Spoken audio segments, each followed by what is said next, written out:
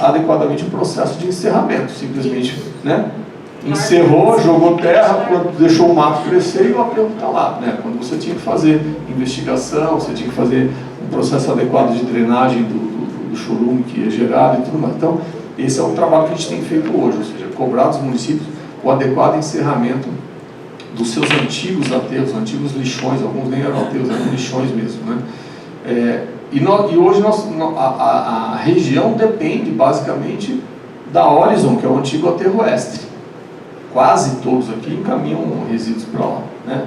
Quase que 70% da nossa região encaminha resíduos para lá. Um aterro que a gente acompanha o licenciamento da segunda da ampliação, acompanhamos a recuperação ambiental dele, pelo GAEMA, mas esse é um problema que, então assim, não digo que isso não vai acontecer de forma alguma, pode ser que num futuro próximo a gente tenha que chegar à conclusão que a gente precisa de uma unidade de queima na região para receber não o total, mas parte daquele resíduo que nós geramos. Então, essa é uma questão que envolve uma política econômica e financeira difícil de fechar, tanto que a de Barueri, não sei se o Domênico lembra, mas acho que ela está, salvo engano, com a licença prévia aprovada desde 2015, se não me engano, era Domênico, 15 ou 16, e só agora que ela iniciou a construção, né? Então, não é só a questão, a tecnologia já existe, ela já é dominada na Europa tranquilamente, o problema não está na tecnologia, está na equação econômico-financeira,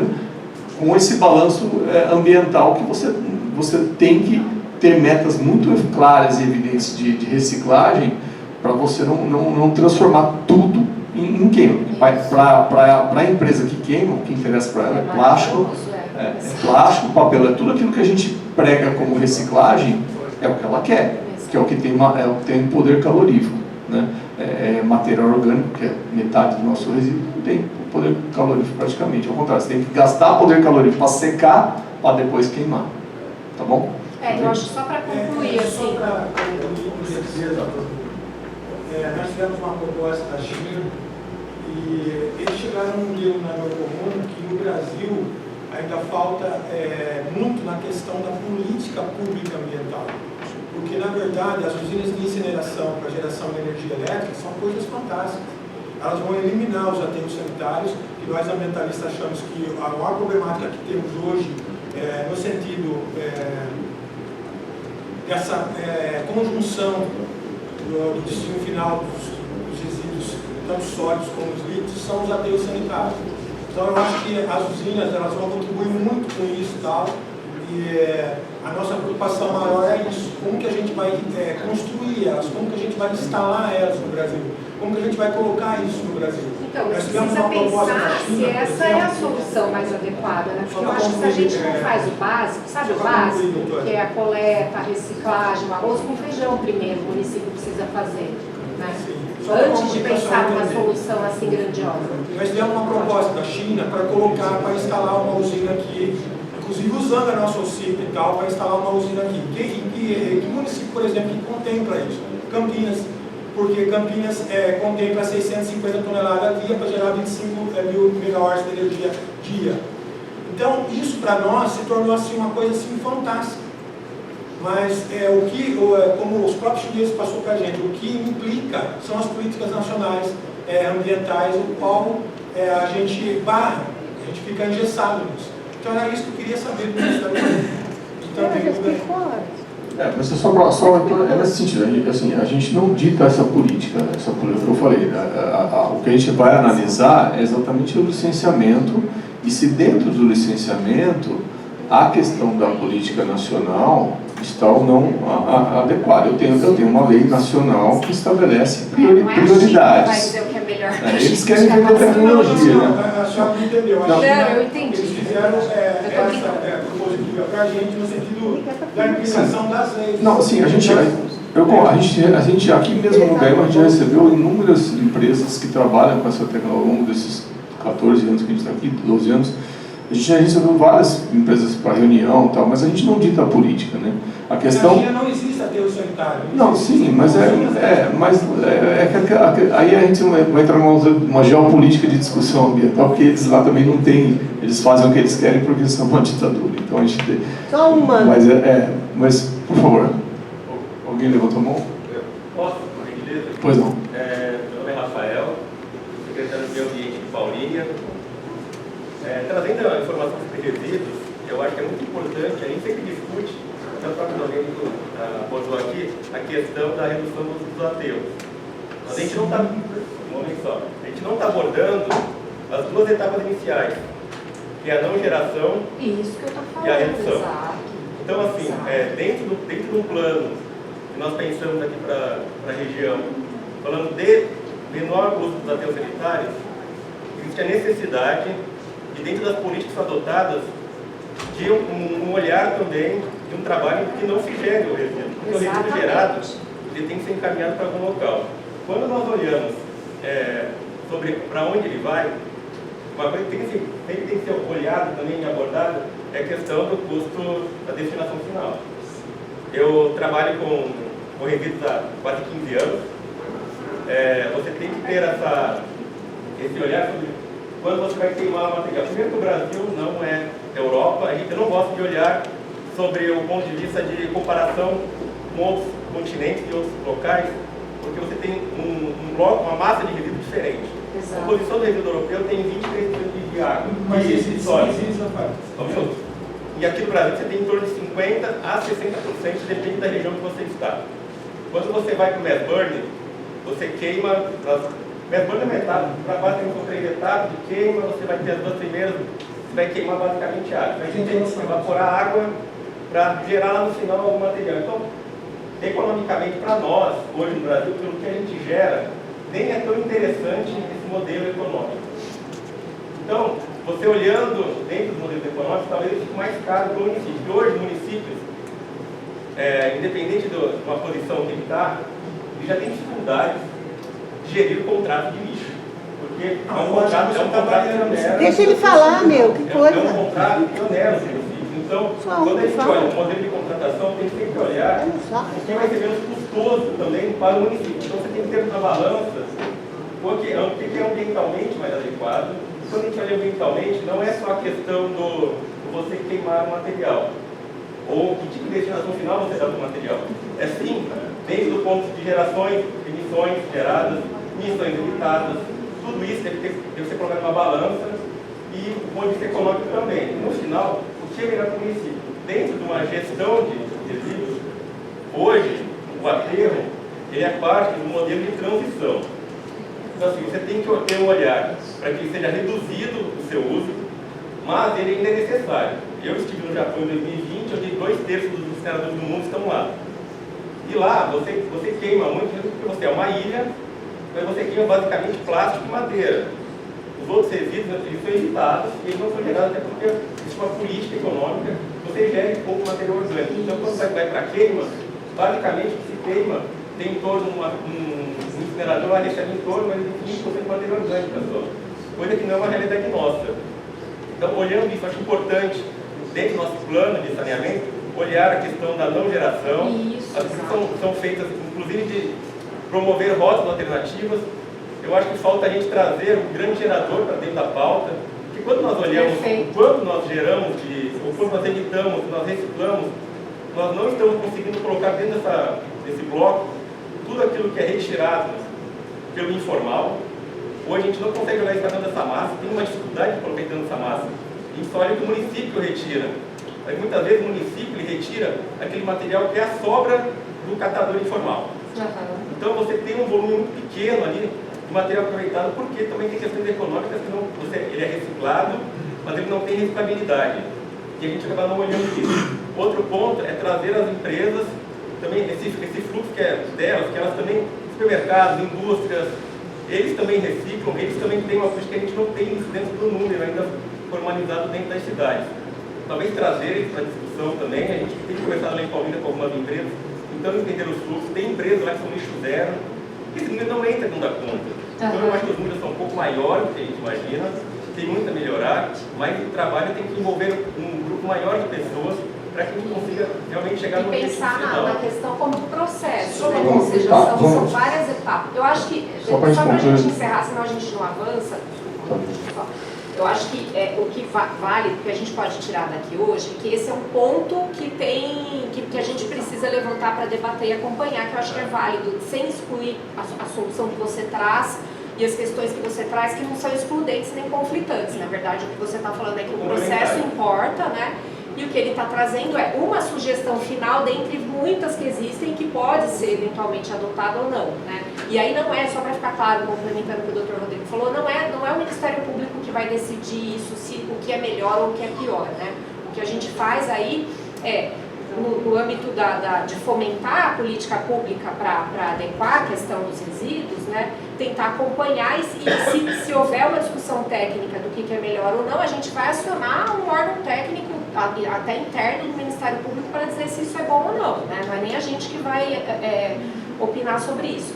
Mas está anotado aqui essa questão dos resíduos, eu acho que é importante a gente tratar e levantar, enfim, e trazer para o debate, porque também é algo que precisa ser democraticamente construído, né? Sem pensar numa solução unilateral, vamos dizer assim, acho que é isso. Pode completar, mas só para a gente avançar, por favor. A gente é contra o que ele falou, no sentido de Que surpresa! essa proporção que a gente colocou da incineração do resíduo, eles esqueceram de dizer que isso contribui muito para a eliminação dos aterros sanitários, que é a maior problemática hoje ambiental, no sentido do destino final dos resíduos sólidos, que são os aterros sanitários. Ele também se esqueceu de colocar que uma usina de incineração, ela gera 25 mil megawatts dias, no sentido de Eu entendo, incineração. mas só para você entender, não, eu sei que são opiniões diferentes. É só entender o seguinte, a gente aqui, porque a gente trabalha basicamente, a gente levanta dados, a gente vê como o município está conduzindo a política, né? Por exemplo, a decisão do incinerador, eu entendo que ela é uma questão, ela está na pauta, né? Mas ela... falou, doutor, foi no sentido da... Eu entendi o quê? Não é incentivo. Ele não falou incentivo, ele falou que existe o que ele falou assim, a linha da política é exatamente isso. Redução, não geração e tudo mais. Mas assim, essa é uma questão que a gente precisa equacionar. E acho que na linha do que o Rafael falou, acho que um dos principais pontos é uma questão que é o município efetivamente implementar a política. A gente tem um grande município aqui na região, por exemplo. Agora nós estamos discutindo um TAC com esse município, que até hoje não tem uma cooperativa de reciclagem funcionando adequadamente. É o básico. Que é o básico. Você ter você não tem rota tecnológica de coletar, de reciclar, de separar, de tratar isso. Então, a gente ainda está na linha. Uma coisa que ele falou que é importante, que a gente precisa melhorar aqui no trabalho nosso do GAEMA, por exemplo, é o levantamento e a exigência dos municípios de trabalhar com os grandes geradores, porque tem muito município que até hoje ainda não implementou uma política do grande gerador, né? Quer dizer, ele recolhe o lixo do grande gerador e joga isso no custo do imposto do município, ao invés de ter uma política específica. Então, assim, a questão é a gente poder ficar a manhã inteira única exclusivamente nesse assunto. Eu só quero que o senhor entenda assim, a incineração, ela é uma linha de tratamento. Vamos falar, a política nacional... Então, existem divergências sobre isso. Existem outras rotas tecnológicas que podem ser trabalhadas. E aí a escolha... Mas aí é uma política pública. Aí nós vamos discutir isso em campanha de prefeito. Então, Ninguém fala disso. Sim, eu entendo. Rogério, por favor. Meu nome é Rogério, sou cidadão da cidade de Palmeiras, só sair da parte do resíduo sólido, voltando para a parte de saneamento. O saneamento de um município, na maioria das vezes, se torna um problema no abastecimento de outro município. Muitas das políticas públicas hoje estão tratando as implantações dos novos condomínios e das novas redes de esgoto, principalmente, e das estações. Mas está ficando, acho que talvez um pouco esquecido, os problemas que já existem. Nós temos muitas ligações irregulares ainda nos municípios que acabam contaminando cursos d'água. Então seria interessante, por exemplo, o nosso município está com a Sabesp, quem fiscaliza é a CETESB. Então, assim, seria interessante o GAEMA estar dando uma atenção nessa questão para que esse princípio de estar se tratando esses problemas já existentes seja focado então, também. Mas esse é um problema bem local. Não, geral. Nós temos problemas gerais em várias cidades. Não, eu sei que acontece em todas as cidades, mas é uma questão que precisa ser tratada pelo gestor local, né? A gente... Não, a gente é só uma questão assim, a bacia tratou durante muito tempo a questão da coleta, né? Nós não tínhamos, desculpa, o tratamento, né? Nós não tínhamos tratamento há 30 anos atrás, o tratamento não chegava nem a 10%, hoje a gente está beirando 80% da bacia inteira. E o que você fala é um passo seguinte, né? Em alguns casos nós estamos tratando isso, por exemplo, em alguns TACs, quando a gente celebra alguns TACs, a gente tem exigido isso, foi Valinhos, foi Louveira, foi Olambra, foi Santo Antônio de Posse. Em alguns TACs nós estamos exigindo que o município faça um programa específico de varredura e de ligações clandestinas, que é o que você está falando, né? Então, assim, são as várias vertentes do mesmo problema. Quer dizer, eu tenho que ter estação, eu tenho que ter 100% de capacidade de tratar o que eu gero. Eu tenho que coletar e fazer chegar esse 100% lá na minha estação. E eu tenho que garantir que eu não tenho vazamento no meio do caminho, porque isso está no nosso radar. A gente até está com um projeto em desenvolvimento de um termo de referência padrão para ligação clandestina. A gente já está com a questão formatada. A Sanasa foi nossa parceira nesse trabalho. A gente ainda não rodou ele, mas ele está formatado, que é criar um padrão justamente para exigir de cada município, no mínimo, aquele levantamento, entendeu? Vazamentos, muitas vezes, como o doutor fala, são questões locais. A gente recebe muito aqui reclamação de, olha, está vazando esgoto na rua tal, isso é um problema local. Agora, a política como um todo, a gente ensina, entendeu? Tá bom? Mais alguém, gente, para a gente avançar? Tudo bem? Então, vamos lá. Então, essa questão de saneamento são esses trabalhos que a gente tem realizado. Outro ponto que a gente atua é a questão do EIA-RIMA, né? Então a gente tem aqui processos que envolvem EIA-RIMA, de uma forma geral, a gente fica sabendo porque o Comitê de Bacia PCJ, ele tem um GT, chama GT Empreendimentos, que analisa todos os EIA-RIMAs da bacia.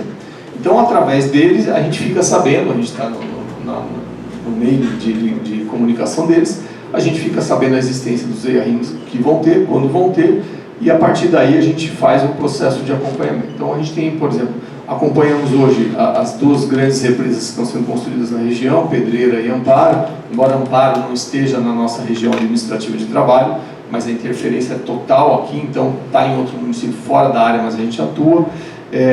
Nós estamos aí para iniciar, inclusive já solicitamos para a CETESB, a licença prévia e vamos aguardar a licença de instalação do chamado TIC, que é o Trem Intercidades, né, que vai passar aí por vários municípios da nossa região, que é um projeto grande do governo do estado, ligando Campinas a São Paulo através do sistema ferroviário. Tá, aí já tem licença prévia da CETESB, a gente vai acompanhar.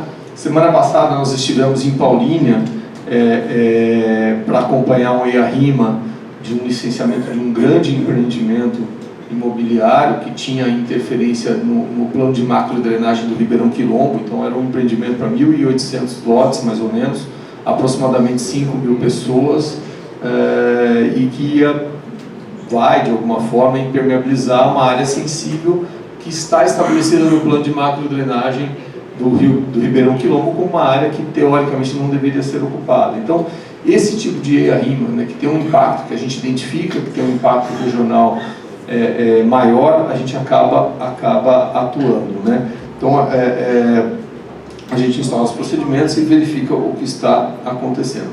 Tudo bem em relação a isso, gente? Alguma pergunta? Não? Ok. A questão de APP e reserva legal, né? Procedimentos que a gente tem aí em relação à recuperação das APPs em cursos d'água, em processos que estão sendo acompanhados, né? Acho que a Flávia pode falar um pouco. O plano de bacias, né, o nosso atual plano de bacias, ele tem um caderno de conservação de uso do solo, onde ele tem um programa que chama PDRF, Programa de Recomposição Florestal do PCJ. Né? Então, Flávia, acho que a Flávia pode dar mais detalhes. Quando eu cheguei no GAEMA, o que a gente tinha era uma coleta de informações mais geral, né, de todos os municípios, Mas o que a gente, assim, o que eu constatei foi que essa questão, né, de elaboração do plano, né, estava muito incipiente ainda. Então eu instaurei um procedimento para cada município e aí eu vou começar a fomentar, cobrar isso efetivamente dos municípios. É aquilo que eu falo, não dá para ficar só sonhando com o que tem aí e não implementar. Então agora eu vou começar a cobrar mesmo de cada município a elaboração, que então os municípios cujos servidores ainda não foram qualificados terão que fazê-lo, né? Em alguns municípios já tinha essa qualificação para efetivamente elaborar os seus planos diretores de recomposição florestal. Isso vai implicar no respeito a esse mapeamento, né, que já foi feito, e pensar em soluções efetivamente para isso ser implementado. É o que eu falo, não adianta a gente ficar só pensando no que é o ideal e não executar, não implementar o que tem aí para proteção de meio ambiente. Então, esses procedimentos ainda estão bem iniciais, né, mas eu já tenho a resposta de todos os municípios e daqui para frente a gente vai passar a tratar mesmo de como implementar isso. Em relação às unidades de conservação, né, perdão, pode falar. A senhora falou a respeito da qualificação dos servidores, né? Isso. Isso foi feito... Muito tempo. Está previsto um novo curso, uma nova capacitação, alguma coisa assim, o plano de recomposição florestal ele foi feito pelo PCJ em 2018. Né? Aí na época, em 2018, 2019, houve a qualificação de técnicos, a agência de bacias qualificou técnicos, né, pagou um curso para qualificar, acho que 2 técnicos por município, porque o plano, para quem não conhece esse plano, o plano ele previa, ele foi feito todo um mapeamento, um material cartográfico por município. Então ele previa que o próprio município deveria pegar esse material cartográfico e a partir dele elaborar o seu plano de recomposição florestal municipal, que estava integrado dentro do plano maior da bacia PCJ. Aí a gente foi feito o treinamento, nós tivemos a pandemia em 21, se eu não me engano, né, foi a troca de gestão de municípios, né, de prefeitos, não é isso? E aí o que aconteceu? Muitos municípios simplesmente isso daí desapareceu, né? Não tinha procedimento administrativo aberto, as secretarias de meio ambiente que assumiram o diretoria de meio ambiente simplesmente não tinham o mínimo conhecimento da existência desse material, não tinha nada registrado. Então nós fizemos, como a Flávia falou, nós fizemos um levantamento no início do ano passado em relação aos municípios que tinham ou não instaurado a informação, veio praticamente, acho que ninguém tinha nada, né, ou tinha muito pouco. Então o trabalho agora que a Flávia está desenvolvendo é exatamente esse, está instaurando um procedimento para cada município para obrigar o município a falar, olha, o material está pronto, eu quero saber quem que é o técnico, qual o tempo de treinamento, onde ele fez. E aí, Guilherme, na sua resposta, o município que ainda não tem, lá na própria portaria desses inquéritos, já tem um link lá para acessar a informação. E o que a gente pede é que o município faça contato com a agência PCJ, porque, salvo engano, na agência PCJ tem alguém que possa dar o treinamento. Né? Então, aquele município porque o que aconteceu? Alguns municípios mandaram profissionais comissionados para fazer o treinamento. Mudou a gestão profissional, saiu e levou o conhecimento embora. Então a gente tem pedido, inclusive, que sejam funcionários de carreira, porque a gente tem esse problema do comissionado às vezes sair, né? Então o caminho é baixar o material lá que está na nossa comunicação para o município, já tem o link para acessar o material pela agência PCJ, pela agência de bacias. E aí a questão do treinamento, o ideal é fazer um contato com a agência PCJ, a agência de bacias, para que eles agendem o treinamento. A última conversa que eu tinha tido com eles é que eles estavam pensando em fazer novamente um novo treinamento geral. A gente precisa conversar com eles, ver se eles vão avançar. Se eu, no âmbito desses procedimentos, né, apurar que ninguém consegue avançar por falta de qualificação, aí eu faço essa articulação com a agência para uma nova qualificação. Aí, de algum jeito a gente vai dar andamento nisso de forma resolutiva. Isso é importante, né, só para a gente entender, porque assim, você tem conflitos, você tem municípios, por exemplo, que entraram em contato com a gente há um tempo atrás, em que você tinha um conflito em que estava havendo uma expansão urbana naquele município, seja em áreas industriais ou áreas de expansão urbana mesmo, E a pergunta era, tá, e essa área conflita com a área de recomposição florestal do PCJ, do município? Que área?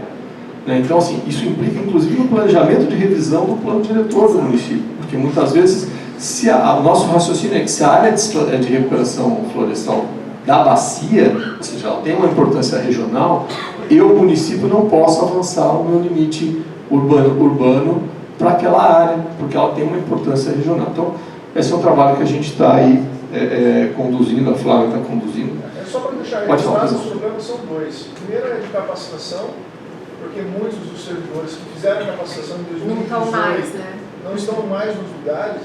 Vai dar quase 10 anos. E às vezes, e aí fica do tipo assim, tá, como é que foi? Como é que tinha que fazer? Isso. Puxa, mas faz tanto tempo que eu não lembro como que é.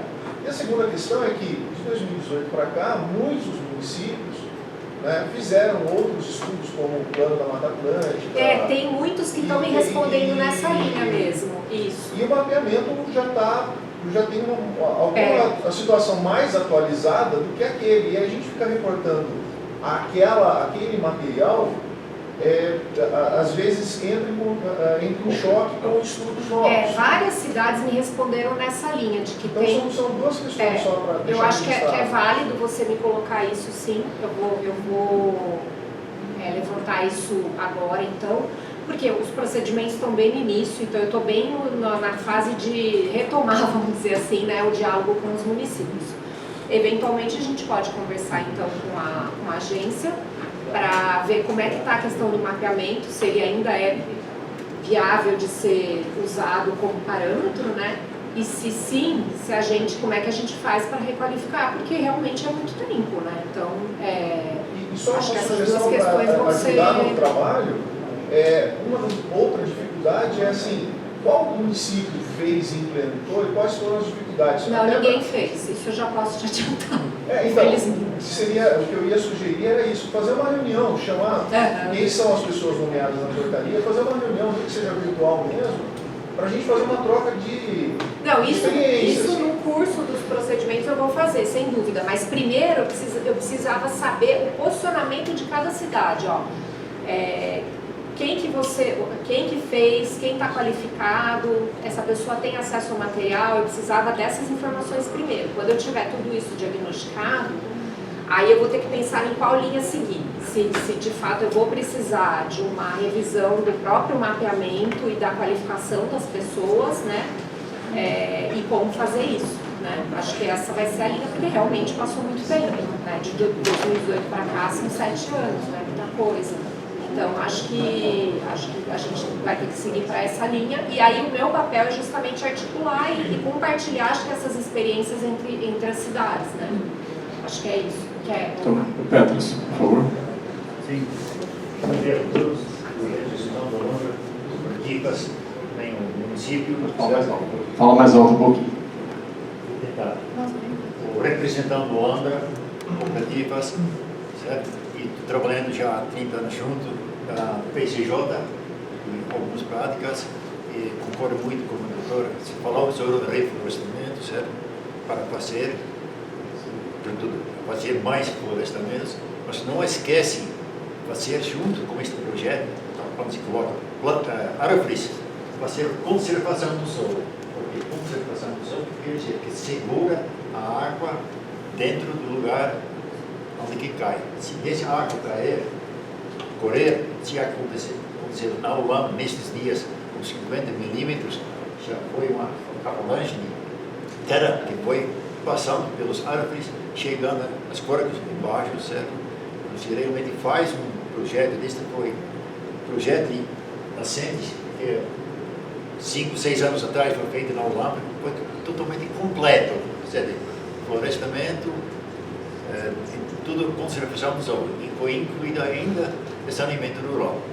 Então, faz um projeto completo para ter o resultado completo, certo? Sim. E mais ainda, plantar árvores é muito mais caro do que fazer conservação do solo.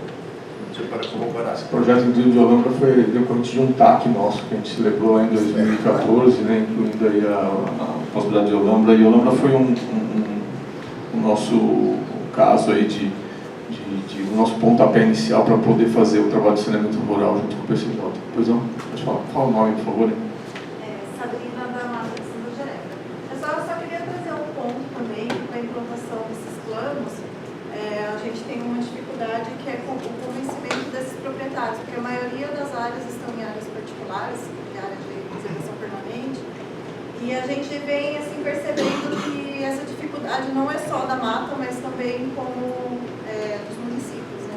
Esse trabalho de convencimento dos proprietários, seja para recuperar essas áreas de preservação permanente, ou seja para dar pelo menos a anuência para que a gente consiga recuperar, seja por termo de compromisso ambiental, termo de ajustamento de conduta, compensação ambiental. Então a gente tem essa certa dificuldade aí, de saber como que o GRAEMA pode contribuir.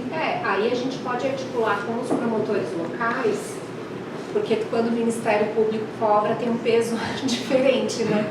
E acho que nesse aspecto a gente tem um papel relevante também. Né? São áreas que passam vários municípios, né? O corredor da Mata de Santa Genebra, ele passa por Paulínia, Cosmópolis, Jaguariúna, então pega outros municípios também. Sim.